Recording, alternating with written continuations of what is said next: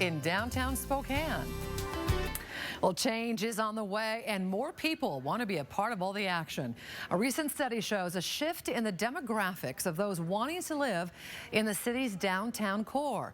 The Spokane Housing and Economic Report shows that 38% more of 18 to 24-year-olds have moved downtown, and those numbers are expected to rise. And it's not just young people either. The study shows that there will be more people 65 and older moving downtown.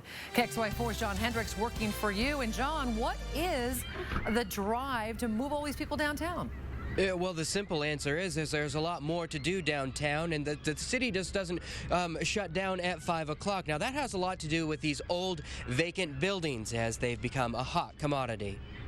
Boy, if these walls could talk. There's a lot of character here. They would share the stories of hundreds, if not thousands of employees making delightful treats in the heart of Spokane at the old Washington Cracker Building. The wood around are like old pallets that we found. But soon, they'll be telling new ones. This is the Hogwash Whiskey Den.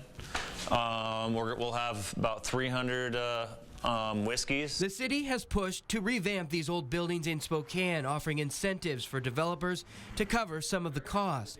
Jeremy Hansen is putting in a whiskey bar and restaurant, hoping to change the feel of downtown. A lot of cities are growing as well, but this one is growing in its own way, developing its own culture, and it's kind of neat to be right in the middle of it. And he's about to have some company. People are moving in, and new investors like Daniel Sanchez, who's renovating this old building at First and Jefferson. I've been here for 10 years. When I first moved to Spokane,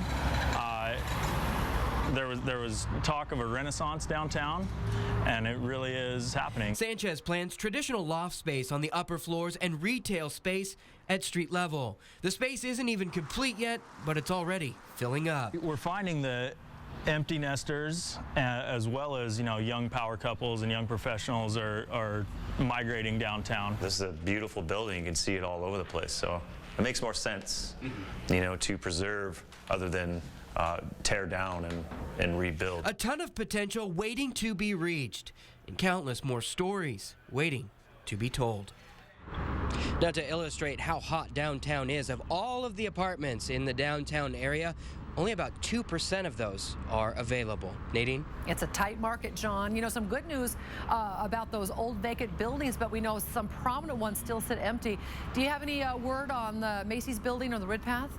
Yeah, as for the Ridpath, we reached out to the developers today, and we haven't heard back from them. That project has had some troubles recently in getting moving forward. And as for the Macy's building, the Downtown Partnership told me today that they have some folks who are interested in it, and they are doing their due diligence. Reporting live from downtown, John Hendricks, KXLY4 News.